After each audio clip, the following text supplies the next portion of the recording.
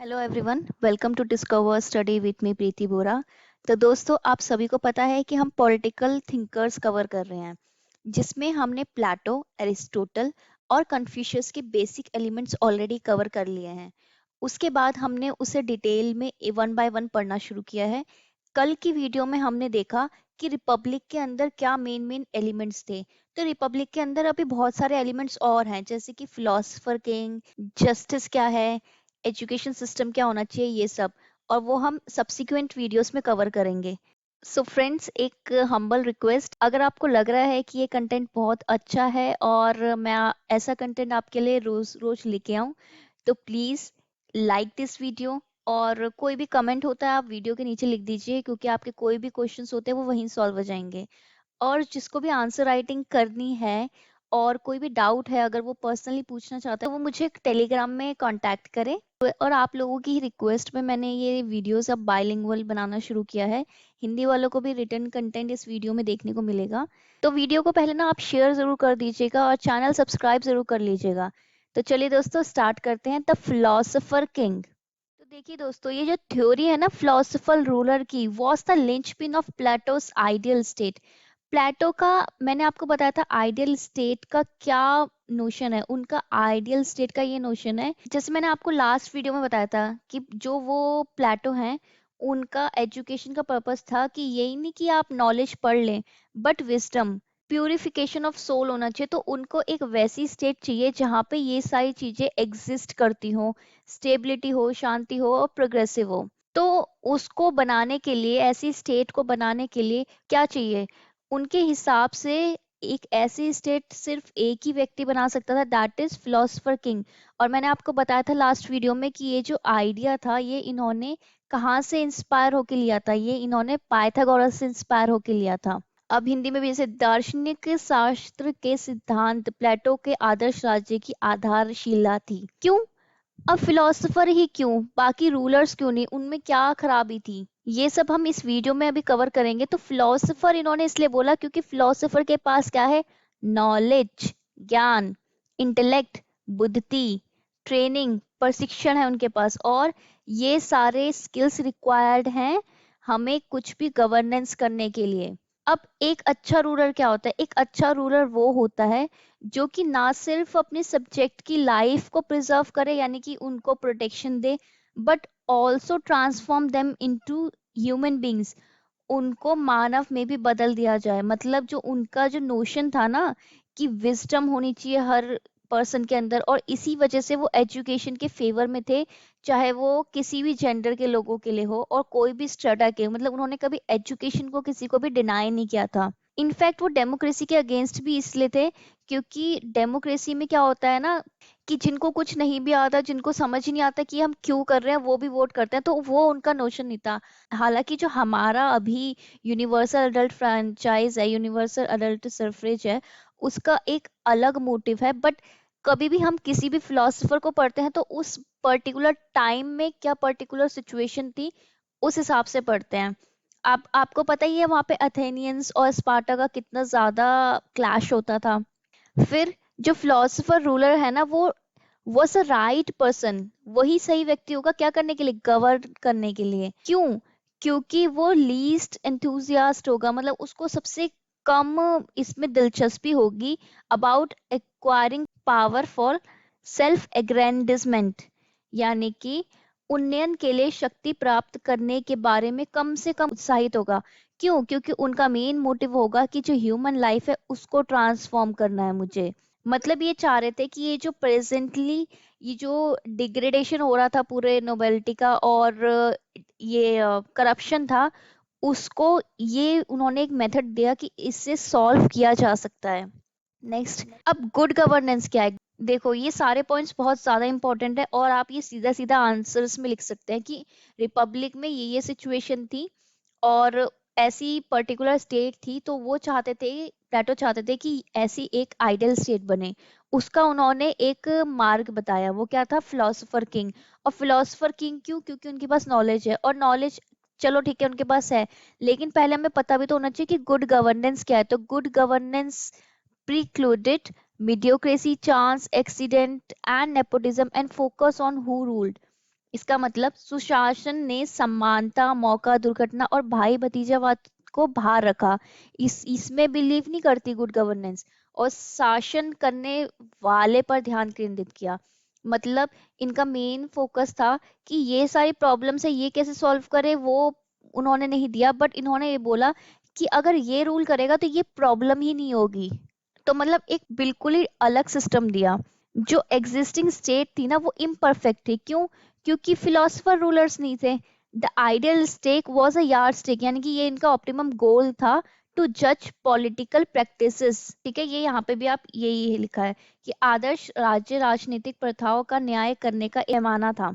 इसलिए वॉलिन ने एक स्टेटमेंट दी है, thus the ideas of Plato provide the first full mirroring of the dramatic encounter between the ordering vision of political philosophy and the phenomenon of politics।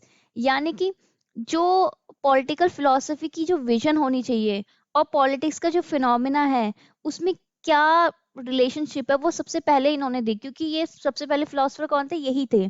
इस प्रकार हिंदी में भी Plato के विचार राजनीतिक दर्शन, व्यवस्थित दृष्टि और राजनीति की घटना के बीच नाटकीय मुठभेड़ का पहला पूर्ण प्रतिबिंब प्रदान करते हैं।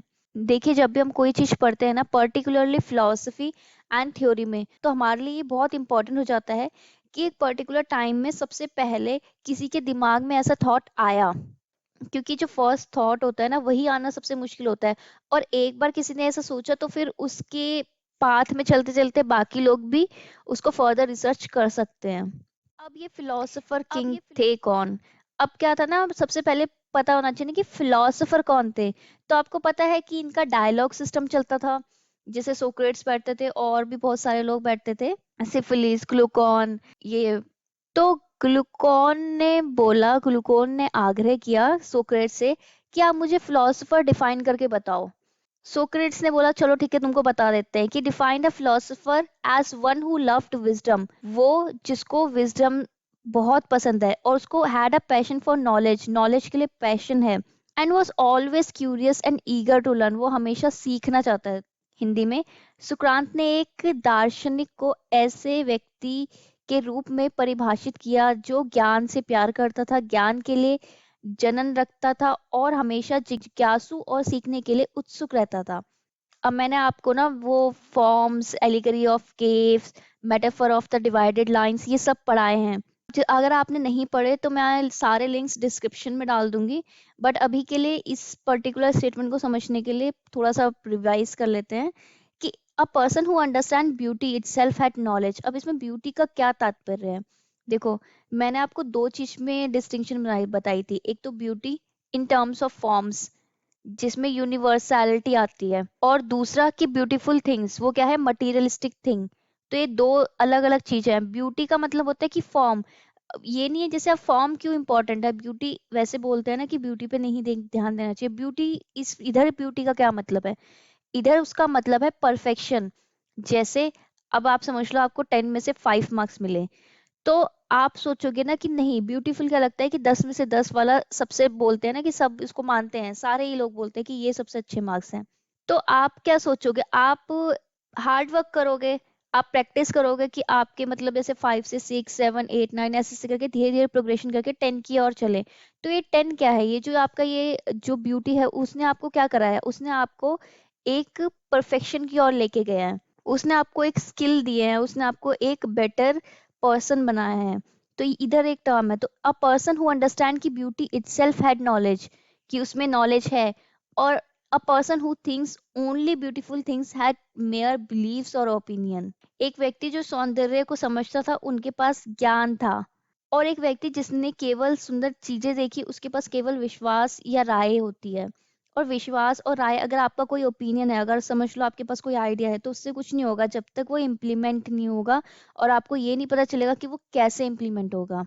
A philosopher by his grasp of the idea of good was best qualified to rule। इसीलिए, क्योंकि उनको आइडिया ऑफ, मैंने आपको लास्ट टाइम बताया था कि आइडिया ऑफ गुड क्या है। ये नहीं कि बाहरी लाइक बाहर वाली नॉलेज हो गई, नहीं, विजडम। और विजडम जो पढ़े लिखे नहीं है उनको भी हो सकती है, बिकॉज विजडम का ट्रू मीनिंग क्या है? कि आपको डिसीजन मेकिंग करनी आती है, no matter the situation is. कि आपको डिसीजन मेकिंग करनी आती है, चाहे कितनी भी मुश्किल सिचुएशन क्यों ना हो, and could be obtained only by a selected few। क्यों? क्योंकि selected few, क्योंकि who had the leisure and the material comforts। अब देखो, इसमें ना इन्होंने ना वैसे एरिस्टोटल ने तो इंस्टीट्यूशन ऑफ स्लेवरी पे पूरे कमेंट्स किए हैं और उसको पूरी तरीके से डिफेंड भी किया है, हालांकि रूल्स के अंदर, जो कि मैंने आपको एरिस्टोटल में कवर कराया है। बट ये जो प्लेटो हैं, इन्होंने इन्होंने स्लेवरी पे स्पेसिफिकली कुछ कमेंट्स नहीं दिए, लेकिन उन्होंने ये स्टेटमेंट जरूर कही है कि जो लेजर और मटेरियल कंफर्ट्स में रहता है, लाइक जिनके पास अवकाश और भौतिक सुख सुविधाएं हैं, उनके पास ना टाइम होता है, उनके पास टाइम होगा किस चीज का? विचार विमर्श करने का, विजडम गेन करने का, बुक्स पढ़ने का, नॉलेज गेन करने का, लोगों को ऑब्जर्व करके सीखने का। तो इस प्रकार जो फिलॉसफी है ना वो डेवलप होती है। तो उसके लिए ये जो लेजर है ना, ये बहुत इंपॉर्टेंट चीज है। Philosopher would be able to administer justice. अब उनको जस्टिस का ट्रू मीनिंग पता होगा। इधर ना अब मैं आपको ना नेक्स्ट वीडियो में ना जस्टिस वाला डिबेट कवर कराऊंगी कि सबने कैसे कैसे उसको डिफाइन किया था और उसका क्या मीनिंग है। बट हम इधर देख लेते हैं थोड़ा सा, ताकि आपको समझ में आए कि जस्टिस का मीनिंग यहाँ पे रूल बाय लॉज नहीं है। यहाँ पे जस्टिस का मतलब ये है कि जिसको जो मिलना चाहिए वो उसे मिले, और जिसका जो अधिकार है वो उसको प्राप्त हो। And act for the good of the community, की समुदाय की भलाई के लिए काम करेगा वो। उनके पास एक गुड कैरेक्टर भी होगा, क्योंकि उन्होंने मेनली अपना टाइम किस में लगाया है? नॉलेज गैदर करने में। अ काम डिस्पोजिशन, मतलब उनका स्वभाव शांत होगा, और एक साउंड माइंड होगा, एक स्वस्थ दिमाग होगा जो वो लगा के काम कर सकते हैं। बट क्या ये सच में ऐसा हुआ? अभी आके देखेंगे। क्योंकि जो इनकी आइडियल स्टेट है ना, क्या आपको सच में लगता है कि एक आइडियल स्टेट, कुछ भी आइडियल चीज एक्चुअली में प्रैक्टिकलिटी में एग्जिस्ट करती है? ऐसा होता नहीं है। क्योंकि एक तो होती है थ्योरी और एक होता है प्रैक्टिकल। अब इन्होंने इतनी सारी थ्योरी तो दी, ये खुद एक फिलोसफर है, बट इनको प्रैक्टिकलिटी पे भी जाना चाहिए था, ये मेरे पर्सनल ओपिनियन है। He would have the qualities, ये जो फिलोसफर है उनके पास क्वालिटी होगी रूलर की। क्या क्या क्वालिटीज है? अब यहाँ पे ध्यान दीजिए कि ट्रूथफुलनेस, वो सच बोले, सत्यता, हाई माइंडेडनेस, उच्च विचार, डिसिप्लिन, अनुशासन, और करेज, साहस, वो अनडॉन्टेड बाय डेथ, उनको मृत्यु से डर नहीं लगता हो, being a lover of truth. हालांकि मैं ट्रूथ को, अगर पॉलिटिक्स कोई पर्सन कर रहा है उसको, मैं उस समय मैं ट्रूथ को इतना बोलूंगी नहीं, कि हमेशा उसको बोलना भी चाहिए, बिकॉज बिकॉज मेरे हिसाब से ना विटी होना चाहिए रादर देन कि हमेशा सच बोले। He would be honest and forthright, इनके ईमानदार हो और स्पष्टवादी हो, devoid of emotional ties and economic consideration, भावनात्मक संबंधों और आर्थिक विचारों से रहित, वे सार्वजनिक उत्साही और बुद्धिमता होगा। ही would B public spirited and wise. अच्छा, आप आंसर राइटिंग प्रैक्टिस भी कर सकते हैं इसमें। अगर मैं आपसे पूछूं, प्लेटो defined philosopher king as the only key that lead to an ideal state in the republic। सो क्या आप 200 वर्ड्स का इसका आंसर लिख सकते हैं? नेक्स्ट, जो फिलोसफर रूलर होगा ना वो वाइस लेजिस्लेटर बनेगा, क्योंकि वो सोच समझ के सारे काम करेगा और सोच समझ के लॉज बनाएगा। किसी के हिसाब से क्या उसका बेसिस होगा सोचने का? वो होगा आइडिया ऑफ गुड, अच्छे के विचार से। Statecraft was ultimately soulcraft, ये टेलर ने ये स्टेटमेंट दी थी। ये आप स्टेटमेंट थोड़ी बहुत ध्यान रखिएगा, क्योंकि नेट में ना डायरेक्टली पूछ लेते हैं कि ये स्टेटमेंट किसने दी थी, और फिर 4 ऑप्शन आ जाते हैं, फिर आप कर नहीं पाते। क्योंकि हम सोचते हैं ना कि यार ये स्टेटमेंट इतनी सारी होती है, कोई कैसे पढ़े, कैसे याद रखेंगे, लेकिन वो भी तो कहीं ना कहीं से पेपर बनाते हैं ना, उनको भी पता है ना कि जो इम्पोर्टेंट स्टेटमेंट है ये तो आपको पता होनी चाहिए। statecraft was ultimately soulcraft, linking the political with the ethical, राजनीति और नैतिकता के साथ जोड़ने के लिए राज्य शिल्प अतः आत्मा शिल्प था। ठीक है, क्योंकि मैंने बताया था जो इनकी फिलॉसफी थी ना वो पॉलिटिकल फिलॉसफी प्लस उसमें इथिक्स था। लास्ट वीडियो में हमने ये सब पढ़ा था। फॉर प्लेटो, प्लेटो के हिसाब से एक आइडियल स्टेट है ना वो फिलोसफर रूलर के द्वारा ही रूल की जानी चाहिए, और एक वो डिवाइन इंस्टीट्यूशन होगा जो perfectly worthy of emulation and imitation, जिसको जो पूर्णतः अनुकरण और अनुकरण के योग्य था। पॉलिटिकल फिलॉसफी एक प्रैक्टिकल एंटरप्राइज है, नो डाउट है, पॉलिटिकल फिलोसफी तो है, in which various possibility of establishing a good society in light of the philosopher's vision of good was the aim। उसमें क्या करते हैं, मैंने आपको बताया था कि फिलोसफी क्या होती है। फिलोसफी होती है कि जैसे आपको कोई भी क्वेश्चन है, आप उसके आंसर्स ढूंढते हो, और जब तक आपको ना मिले तो मतलब क्या है कि सर्च है विजडम की। और सिर्फ सर्च नहीं है, आपको उसके थ्योरी भी देनी है, आपको उसका सॉल्यूशन भी देना है। जैसे हम आंसर राइटिंग करते हैं ना, कि आपको कोई क्वेश्चन आता है कि ये ऐसा क्यों होता है, तो आप उसका बताओगे कि ये रीजन होते हैं, और फिर सिर्फ इतने में ही खत्म थोड़ा ना है, फिर तो आपको आधे ही मार्क्स मिलेंगे, बट आपको सॉल्यूशन भी तो सजेस्ट करना है ना, क्योंकि आप उस पोजीशन के लिए एक आंसर लिख रहे हो जहां पे जाके आपको काम करना है। तो अगर अभी से आपके पास सॉल्यूशंस नहीं होंगे, तो आप आगे जाके क्या करोगे, और उसी के बेसिस पे सिलेक्शन होता है फिर। तो it could be compared with the sun, हम इसे सन से कंपेयर कर सकते हैं। जैसे अगर समझ लो आप इधर बैठे हो और आपको अभी अंधेरा है, अभी रात है, और आपको 100 मीटर दूर आपके कुछ नहीं दिख रहा, बट जैसी ही सुबह होगी, उजाला होगा सूरज का, तो आपको, बिकॉज वो वहां पे लाइट पड़ी है, तो वहां पे दिखेगा। और सिर्फ वहीं पे नहीं दिखेगा, अगर आप थोड़ा क्यूरियस हो गए तो आगे जाके देखोगे, और आप जितना आगे जाते रहोगे आपको उसके 100 मीटर आगे दिखता रहेगा। तो ऐसे ऐसे क्या होता है ना, कि हमें एक पाथ मिलता है। फिलोसफर किंग को उन्होंने एज अ सन कंपेयर किया है। प्लेटो ने डिस्क्राइब किया है कि एक आइडियल स्टेट वो है जो जो टाइमलेस और अनचेंजिंग प्रिंसिपल पे बेस्ड है, मतलब अपरिवर्तनीय सिद्धांतों पर आधारित है। लेकिन क्या ऐसा होता है, अभी हम आगे देखेंगे, ये वाली स्टेटमेंट अभी हम देखेंगे, ठीक है। Suggesting that an ideal pattern existed, कि एक ये आइडियल पैटर्न है और अब ऐसे ही रहेगा, which could be discerned and employed to reform a diseased polity. और ये जो बेकार पॉलिटी हो गई है उसको सुधारने के लिए हमने बनाया है, और उसको ट्रांसफॉर्म करने के लिए किसमें, a thing of beauty and health. He was convinced that totality of political phenomena could be comprehensible to the human mind and malleable to human art। पहले तो malleable का मतलब जान लो। जैसे गोल्ड वगैरह होता है, कोई भी मेटल होता है, तो हम उसको बोलते हैं ना कि उसकी कैरेक्टरिस्टिक्स डिफाइन करते हैं, कि मेलिएबल का मतलब होता है कि उसको पीट पीट के हम उसकी शीट्स बना सकते हैं, और डक्टिलिटी होता है कि उसको पीट पीट के हम उसकी वायर बना सकते हैं। तो मेलिएबल मतलब होता है किसी चीज को हम ट्रांसफॉर्म करना, उसकी शीट मतलब उसको और अच्छा बनाना। तो अब इसको हिंदी में देखो, वह आश्वस्त था कि राजनीतिक घटनाओं की समग्रता मानव मन के लिए समझ में आती है, और मानव कला के लिए लचीला हो सकती है। और मेलिबल कौन होगा, जो फ्लेक्सिबल होगा उसी को तो हम मेलिबल बना सकते हैं। ही implied that political order was highly malleable, जो पॉलिटिकल ऑर्डर था वो हाईली मेलिएबल था, यानी कि इस सेंस में क्या है कि अनस्टेबल था, और could be moulded into order, और उसको हम स्टेबल बना सकते थे विद राइट इम्प्रिंट और मोटिव, मतलब सही ढांचा देके। This political philosophy became architectonic in nature establishing a duality. इस प्रकार राजनीतिक दर्शन एक द्वैत की स्थापना करते हुए प्रकृति में वास्तविक बन गया। अब वो मैंने बोला था ना कि वो चेंज नहीं कर सकते, लेकिन अगर आपको बाइंड करना है रूलर्स को लॉ से और प्रोसीजर से, तो क्या करेंगे, तो वो कभी ना कभी तो इनोवेशन आएगी ना, क्योंकि सोसाइटी भी तो चेंज हो रही है।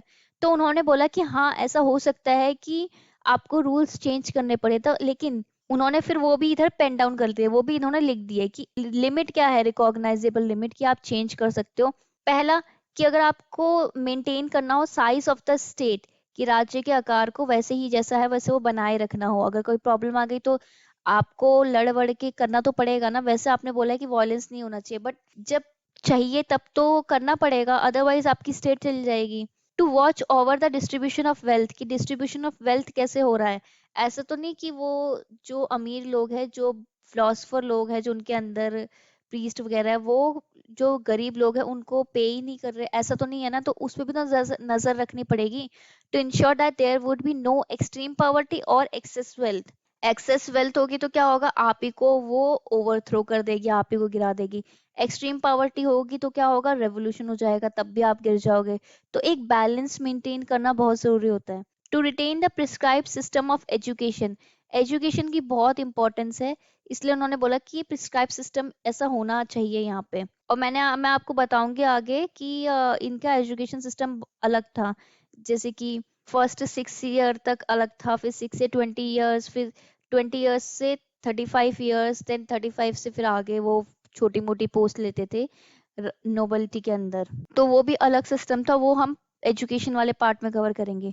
To frame laws that would conform as closely as possible to the philosophic idea. अगर आपको ऐसा लग रहा है कि ऐसे वो लॉ बना के फिलोसफिक आइडिया की तरफ जा सकते हैं, तो भी आप वो चेंज कर सकते हो। अब प्लेटो का एटीट्यूड चेंज के लिए ना वो बहुत ही अजीब था और कॉन्ट्राडिक्टरी, मतलब दृष्टिकोण बहुत अजीब और विरोधाभासी था। एक तरफ तो वो कहते थे कि फ्रीडम होनी चाहिए, ही डिजायर्ड फ्रीडम टू इंक्वायर, क्योंकि अगर फ्रीडम होगी तभी तो आप कुछ भी सोच सकते हो और अपना विजडम डेवलप कर सकते हो, and think about the nature of the universe and religion. और दूसरी तरफ उनका था ना कि वो एक्सट्रीमली सस्पिशियस भी थे चेंज के, मतलब पहले तो उन्होंने बोला कि आप ये चेंज कर सकते हो ये सब, और सस्पिशन भी हो दूसरी तरफ, और वह बदलाव के प्रति बेहद संदिग्ध भी थे। एक तरफ he was desirous of pursuing scientific investigation and contemplation that would revolutionize men's perceptions, outlook and even their political system। एक और तो वो वैज्ञानिक जांच और चिंतन को आगे बढ़ाने के इच्छुक थे, जो पुरुषों के धारणाओं, दृष्टिकोणों और यहाँ तक कि उनकी राजनीतिक व्यवस्था में क्रांतिकारी बदलाव लाएगा। और दूसरी ओर उनको लगता था कि अगर ऐसा बदलाव ना आ जाए कि मेरे को बिल्कुल अनस्टेबिलिटी हो जाए, मतलब जो मैंने सिस्टम सोचा है ना आइडियल स्टेट, वो ही ना रहे। जो प्लेटो का रैशनल था concerning absolute power to the enlightened philosopher. अब इनका ये भी तो चीज गलत है ना कि एक फिलोसफर रूलर इन्होंने एक इमेज बनाई है और इन्होंने बोला कि जितनी पावर है ना सब इसको दे दो, सारी इनके पास होनी चाहिए।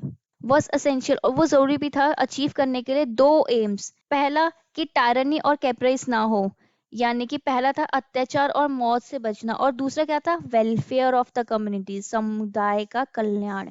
इन्होंने स्ट्रिक्ट कंट्रोल रखा एजुकेशन पे, फैमिली लाइफ पे। फैमिली लाइफ कैसे, कम्युनिटी वाइफ वगैरह का और कम्युनिटी चिल्ड्रन का कॉन्सेप्ट था, वो मैं आगे आपको कराऊंगी जब मैं एजुकेशन वाला पार्ट कवर कराऊंगी या जस्टिस के अंदर। प्रॉपर्टी इन्होंने बोला कॉमन होनी चाहिए, और living arrangements ensure that ruler did not becoming self serving imperious and dictatorial, कि जो शासक है वो स्वयं सेवक, निरकुंज और तानाशाह ना बन जाए। ये कॉन्फिडेंट थे कि ऑस्टेरिटी और सेल्फ डिनायल, यानी कि तपस्या और आत्म त्याग से क्या होता है, टेम्परेंस बनता है, धीरज बनता है, और एंड्योरेंस होती है, निस्वार्थ हो जाता है, जिससे जिससे जो रूलर है वो निस्वार्थ सेल्फलेस हो जाता है। He saw the philosopher rule, इन्होंने बोला था कि जो फिलोसफर रूल है ना वो सभी के लिए अच्छा है, एक तो रूलर के लिए भी और दूसरा उसके सब्जेक्ट के लिए भी।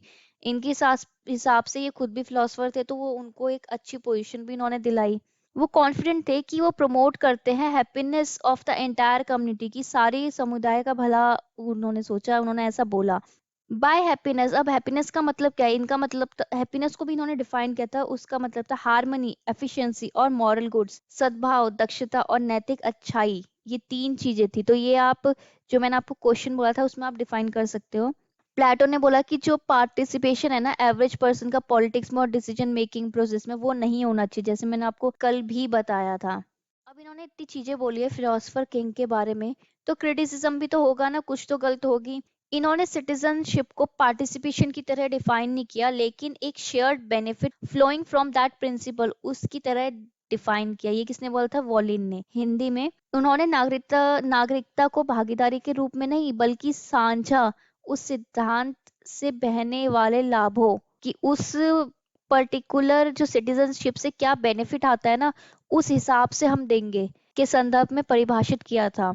इन्होंने अलाउ किया पार्टिसिपेशन का to pave the way for the government by opinion, मतलब एक अगर हम सबको पार्टिसिपेट करने देंगे तो वो लोगों की सुनेंगे, और लोग अगर समझ लो 10 लोग हैं, चार या तीन जो चार हैं वो फिलॉसफी वाली बातें कह रहे हैं, लेकिन ये जो 6-7 हैं इनको कुछ नहीं आता, ये वॉयलेंस की तरफ, अनस्टेबिलिटी की तरफ डिसीजन दे रहे हैं, तो ऑब्वियसली इनकी मेजोरिटी हो जाएगी, तो वो ऐसा चाहते नहीं थे, इसलिए उन्होंने पार्टिसिपेशन के हिसाब से इनको साझा था। Bye discounting the opinion of the average person, अब वो एवरेज औसत व्यक्ति की राय को कम करके प्लेटो ने सुरक्षित किए खेला। उन्होंने बोला कि मतलब सेफ साइड में खेला, और कोई अपोजिशन ही नहीं होगा, ऐसे तो क्रिटिसिज्म भी नहीं होगा, डिसेंट भी नहीं होगा और डिसोबीडियंस भी नहीं होगा। उन्होंने जस्टिफाई किया कि ऐसे फैक्शनलिज्म और पर्टिकुलरिज्म नहीं होगा, जहाँ पे गुड सोसाइटी को प्रमोट करना चाहिए कॉमन गुड की तरफ, क्योंकि उनको उनका अच्छा जो उनके लिए चाहिए वो मिल जाएगा, तो वो रिवोल्ट वगैरह भी क्यों करेंगे, इनका ये मानना था।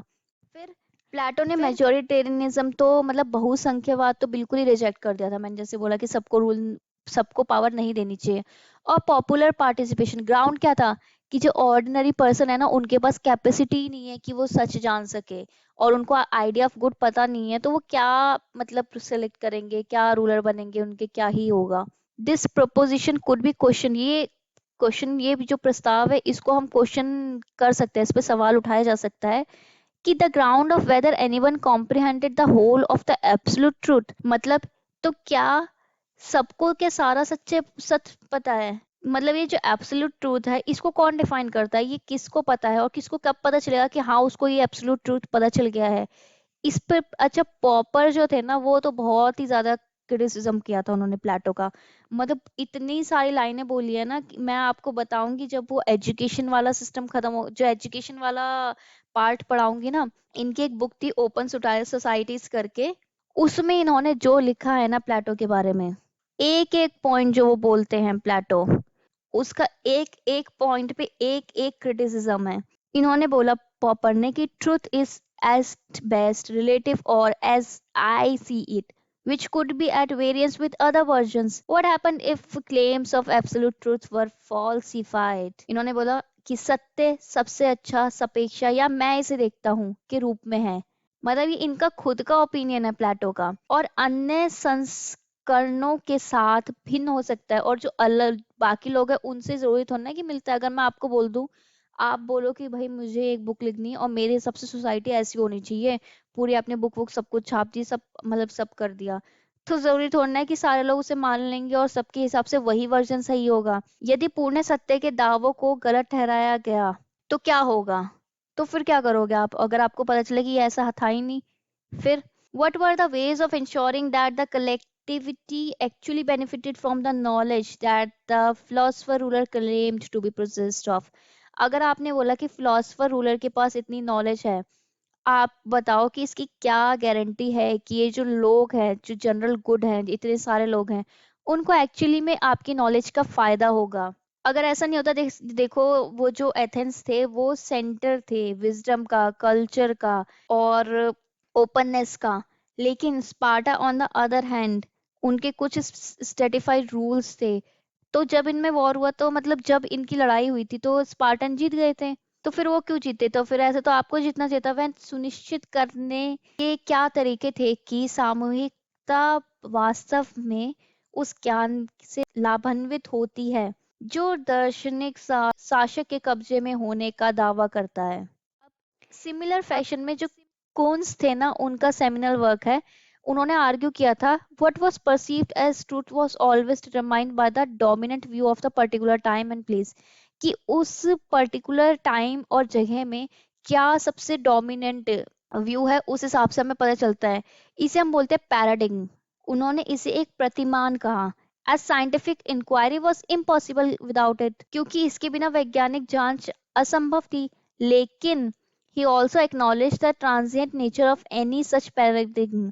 उन्होंने ऐसे किसी भी प्रतिमान की क्षणिक प्रकृति को भी स्वीकार किया। when the old science was replaced by new with a transitional period of disequilibrium, जब पुराने विज्ञान को एक नए के द्वारा प्रतिस्थापित किया गया जिसमें संक्रमणकालीन अवधि थी। ठीक है। नेक्स्ट, एक स्टेट जो टॉलरेंट है to divergent opinion would not only be unjust but also be inherently unstable. अगर आपका एक व्यू है और आपने एक ऐसी स्टेट बना दी और बहुत सारे और भी व्यूज है, अपोजिशन भी है, तो अगर आप अपोजिशन को मान ही नहीं रहे तो एक तो वो अनजस्टिस होगा, दूसरा दूसरे लोग भी तो सेटिस्फाई नहीं होंगे ना, वो फॉलो नहीं करेंगे, तो अनस्टेबिलिटी तो आएगी। To ignore the political view of the humblest of citizen and deny avenues for participation, कि उनको व्यूज, एक तो आप उनका जो राजनीतिक दृष्टिकोण है उसकी उपेक्षा करना और भागीदारी के अवसरों को नकारना, न केवल संरक्षणवादी मतलब और सत्तावादी था, बल्कि अस्वस्थ भी था। मतलब नॉट ओनली पेट्रोनाइजिंग और authoritarian but also unhealthy unhealthy भी था। अब वुलीन के कमेंट्स हैं कि अब political judgement is true when it is public. एक पॉलिटिकल जजमेंट कब सही होती है? जब लोग उसे मानते हैं। Not public when it accords to some standard external to politics. और वो पब्लिक तब नहीं होती कि जब आप पॉलिटिक्स से बाहर निकल के कुछ एक रूल लगा देते हो। जैसे आप ये जो आर्ट है, ड्राइंग के रूल्स आप साइंस में लगाओगे। एक राजनीतिक निर्णय सत्य होता है जब वह सार्वजनिक होता है, और सार्वजनिक नहीं जब वह राजनीतिक के कुछ बाहरी मानकों के अनुरूप होता है। अब पॉपर पॉपर फिर से, it was unimportant who governed, ये महत्व ही नहीं है, ये इंपॉर्टेंट ही नहीं है कि कोई कौन गवर्न करना है। की इशू क्या है कि मिनिमाइज मिसरूल, कि जो मिसरूल है उसको मिनिमाइज करो, कि कुशासन को कम करो, और प्रिवेंट मिसयूज, दुरुपयोग कम करो, और अब्यूज ऑफ पावर जो है उसको रोको। फिर जो कंसंट्रेशन ऑफ पावर है ना, would had to be prevented, इसे हमें हटाना पड़ेगा, फॉर इट जनरेटेड वाइस, क्योंकि इससे दोष उत्पन्न होता है, इससे अनस्टेबिलिटी आती है। अनचेक्ड पावर की, जो पावर अब जैसे बोला ना कि फिलोसफर रूलर सबसे ऊपर है, अब उन पे भी तो कोई चेक रखेगा ना। जैसे इंडिया में क्या है, चेक्स एंड बैलेंसेस है, लेजिस्लेटिव एग्जीक्यूटिव जुडिशरी के बारे में बीच में, तभी तो एक बैलेंस है। Even wielded by the west and the wisest would be intoxicated, ये बहुत ही खराब होगा, क्योंकि प- बोलते हैं ना कि एब्सोल्यूट पावर करप्ट्स एब्सोल्यूटली, किसी के पास एब्सोल्यूट पावर हो जाओ तो वो भी करप्ट हो जाएगा। तो प्रॉब्लम ये नहीं थी कि नोबेलिटी जो पहले थी वो करप्ट थी, प्रॉब्लम ये थी कि वो करप्ट है, उसे रिकॉग्नाइज करो और उसका सॉल्यूशन दो, यानी ये नहीं कि पूरा एक सिस्टम बदल दो।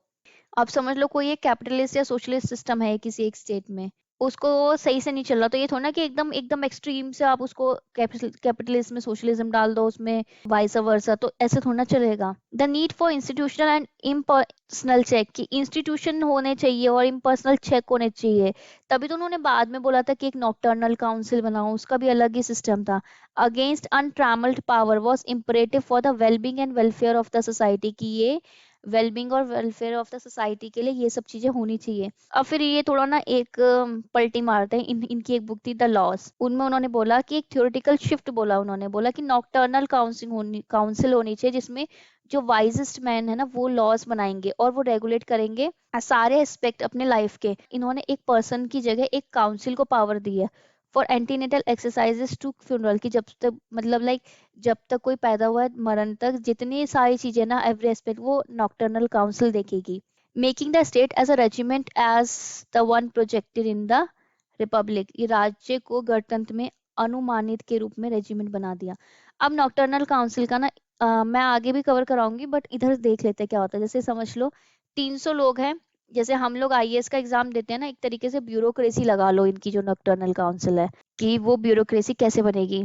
जैसे समझ लो 300 लोग हैं, उन्होंने कुछ ऐसे एग्जाम एग्जाम दिया, और फर्स्ट राउंड के बाद क्या हो गया, जैसे हमारे होते हैं प्री मेंस वगैरह, तो फर्स्ट राउंड के बाद हो गए इन्होंने फाइनलाइज किए 300 में से 100 लोग, ठीक है, प्रीलिम्स खत्म। और उसके बाद ये जो नॉकटर्नल काउंसिल है ना, तो फिर उसके बाद क्या हुआ कि सेकेंड राउंड ऑफ इनका टेस्ट वगैरह हुए बहुत सारी चीजों में, और उन्होंने सेकेंड राउंड के बाद फाइनलाइज किए 37 लोग, 30 to 40 ऐसी था। और फिर जो ऐसे करके जो हर चरण में लोग कम होते गए, और लास्ट में जो वो 37 वगैरह में से जो टॉप वाइज पर्सन, जो टॉप प्रीस्ट है, उनको सिलेक्ट कर लेंगे और वो लोग चलाएंगे गवर्नमेंट। ये क्या थी, नॉकटर्नल काउंसिल, जिसको आप कंपेयर कर सकते हैं आज की ब्यूरोक्रेसी से। नेक्स्ट, कि जो आइडिया था ना, data vision is good must be based, किस पे बेस होनी चाहिए कि एक विजन सही है, कि ruling remained but the means to secure the objective change, कि जो ऑब्जेक्टिव चेंज आया उसको आप कैसे सिक्योर करोगे, ये नहीं कि आप रूलिंग पूरे चेंज कर दो system. The Plato was also more receptive to the idea of the wisdom of the collective will and the sovereign law। प्लेटो सामूहिक इच्छा और संप्रभव कानून के ज्ञान के विचार के प्रति भी अधिक ग्रहणशील थे। However, statecraft as soulcraft, which for Plato could be realized only in a community, one in sentiment and feeling, remain the underlying idea of both the tracks। ये वॉलिन ने बोला था कि आपने स्टेट क्राफ्ट को सोल क्राफ्ट से पूरा compare किया, और उन्होंने बोला कि ऐसे रियलाइज कैसे रियलाइज की जाएगी कम्युनिटी में, और आप चाहते हो कि सब लोग एक तरीके से सोचे, सबके आइडियाज भी एक तरीके से हो, सब लोग एक पाथ फॉलो करें। क्या ऐसा एक्चुअली प्रैक्टिकली पॉसिबल भी है? अब हिंदी में देख लेते हैं इसका। हालांकि आत्मशिल्प के रूप में राज्य शिल्प जैसे प्लेटो के लिए केवल एक समुदाय में महसूस किया जा सकता था, भावना और भावना में एक, दोनों क्षेत्रों में अंतर्निहित विचार बना रहा। तो दोस्तों आपकी ना इस पूरी वीडियो से दो क्वेश्चन तो पक्का बन सकते हैं। एक तो मैंने आपको बताया था कि explain the idea of philosopher ruler in Plato's ideal state mentioned in the Republic. अब क्वेश्चन की लैंग्वेज थोड़ी बहुत चेंज हो सकती है बिकॉज हम रैंडम बना रहे हैं, कहीं से देख नहीं रहे, तो ठीक है, बट आपको आइडिया आना चाहिए कि फिलोसफर रूलर क्या था उनके हिसाब से आइडियल स्टेट के लिए, वो आप डिफाइन कीजिए। और दूसरा क्वेश्चन कि the idea of philosopher king was widely criticised on various grounds, mention the reasons, कि आप बताओ रीजंस क्या है कि क्यों क्रिटिसाइज किया जाता है ये फिलोसफर किंग वाला आइडिया। तो ये दो क्वेश्चन आप बहुत अच्छे से लिख सकते हो। और अच्छा, इसमें एक तरीके से स्ट्रक्चर्ड आंसर होना चाहिए कि इंट्रो आप देखो, जो आपके क्वेश्चन से रिलेटेड है उसमें आप इंट्रो लिखो, फिर बॉडी में आप अलग अलग एक्सपेक्ट बताओ, अलग अलग डायमेंशंस कवर करो, देन फाइनली उसको कंक्लूड करो। जिसको प्रॉब्लम आ रही है वो मुझे टेलीग्राम में मैसेज करे। कोई इस वीडियो पर्टिकुलर वीडियो में डाउट है तो नीचे कमेंट सेक्शन में लिखो, ठीक है, उसको वहां पे उसके जवाब मिल जाएंगे। शेयर कीजिए आप इसको, जितना शेयर करेंगे ना उतने आप हमारे साथ लोग जुड़ते जाएंगे, और जो आंसर राइटिंग है ना वो की भी थोड़ी इंप्रूव होगी। तो दोस्तों चैनल को सब्सक्राइब जरूर कीजिए और नोटिफिकेशन ऑन कर लीजिएगा, और जो भी क्वेश्चंस होते हैं ना उसको प्रैक्टिस करने की कोशिश जरूर कीजिएगा, चाहे वो सही आंसर हो ना हो। अगर ज्यादा दिक्कत होती है तो मुझे भेज दो, मैं बता दूंगी कि कैसे क्या क्या पॉइंट्स आपको कवर करने हैं, या फिर मैं रिव्यू कर लूंगी। और इस वीडियो को शेयर जरूर कीजिए। Thank you. Have a nice day. Bye bye.